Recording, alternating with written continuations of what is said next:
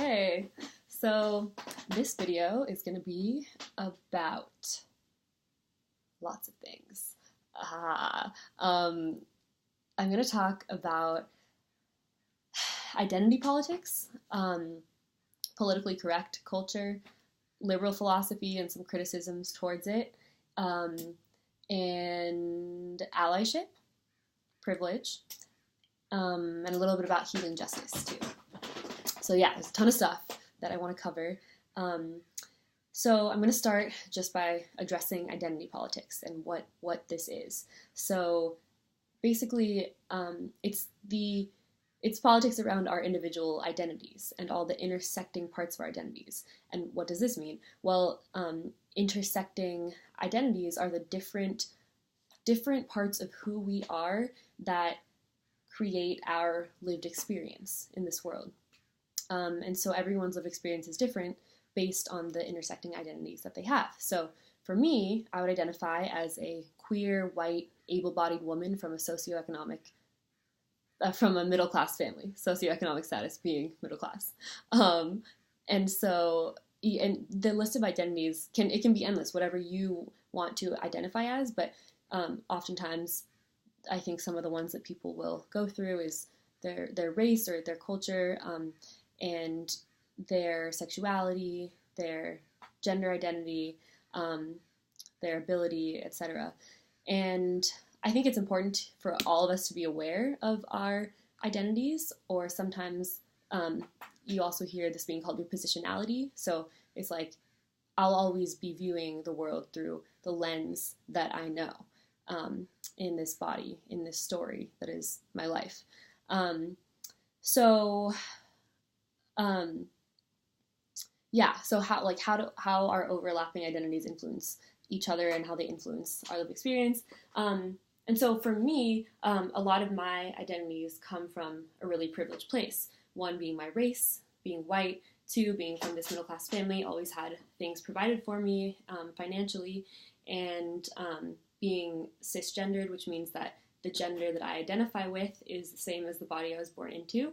And being able-bodied, I can move my body and do all the things that is associated with having a body that I can just, live in and flow in the way that the majority of people do, and the way the world is set up for people who are in able bodies. And yes, okay, so I'm just covering that, and I'm going to come back to this later, this stuff about privilege. And something I want to address is something I hear from a lot of people, from family members who are more on the conservative side, or friends, or just people I encounter, is that, liberals only want to talk to other liberals. Like, liberals are only inclusive of people who think like them. And I just wanted to start out by saying, yeah, like, liberal philosophy is exclusive to individuals who are exclusive of other people. And yeah, this is a safe space. Like, liberal philosophy is a safe space for people who are inclusive of people of marginalized identities, like we were just talking about. And when people come up and say, like, okay, liberals only want to, like, be inclusive of other liberals, or super exclusive, I still have trouble holding my own and being like, no, like, you don't, like, understand, like, it's really just about, like, being inclusive of identities that are marginalized. And so yes, we're gonna exclude people who aren't inclusive of that. So there is this weird thing where, like, liberal philosophy isn't 100% inclusive. And that's because, like, the people who I think generally are saying this are not inclusive of a lot of people with different identities, such as queer individuals, Black people, Mexican immigrants. They're not going to be as inclusive of these identities, and therefore liberal philosophy does exclude them. So that's something. And another thing that comes up is how there's a ton of infighting within liberal communities, about how there's just so much around, like, being quote unquote politically correct, and just being like so aware that like I'm walking on eggshells, or this is things that I've heard people say who are liberal, and just feeling like they can't express themselves in the way that they want to because they feel like they could offend someone, or they have to be like so conscious of things that their freedom of speech is inhibited. And I want to say I hear you. I hear that. And I also think that at its core, politically correct culture is about respect. It's really about honoring those different identities. And that's why I wanted to bring that up in the beginning. So it's all kind of coming together, that it's really just being conscious of everyone's lived experience, and how no two people have the same lived experience, but there are groups of individuals who have similar lived experiences than others. And so there's like a certain bond there that other people of different identities wouldn't have, if that makes sense. And so I think that what has been helpful for me in my process with all of this, and going to a college that is super socially aware and has a lot of different affinity groups for people of varying identities to discuss and their experience in the bodies that they're in the stories that they have. So going to a school like this, I think initially made me hyper aware of my race and of my privilege, and from that developed a lot of shame and a lot of guilt. And this is so common. This is so common. I think that I haven't encountered anyone who's like woken up to their privilege who hasn't experienced some level of guilt or shame just around the disparity and how absolutely unfair it is, and how we did nothing to, like, individually to like be born to the privilege that we have. And I think that it's not talked about enough, like the aspect of guilt and shame, and how that needs to be worked through. There need to be spaces to really be candid about that and move through that shame in order to let it go, to be a better ally to marginalized communities. Because until being able to confront these feelings of shame that would come up around my whiteness, around my privilege, and just like all of this stuff that these gifts that I have that other people don't, until I was able to confront the icky feelings that I felt around that, I was not able to be in my power, and not able to be a true friend or ally to communities and individuals who actually would benefit from my allyship and from the allyship of tons of other people who are in similar positions. And so I think it's tricky too in advocating for like this shame and guilt to be talked about, because I think that there can be pushback from other communities who where it's sort of like, how like, are you fucking kidding me? You need space to talk about your shame. You need space to talk about your guilt. Like what? Why we, like, other communities don't even have spaces to get their basic needs met. And here is someone in a really privileged position advocating for the need to work through shame and guilt. So that anger is so valid and so real. And so I think that it's like, finding other individuals who maybe have similar experiences and are able to relate to that sense of whatever it is that comes up around privilege, in order to let go of that and then be able to like utilize the privilege that we have to continue listening and like creating changes that are beneficial to our lives and to the world at large.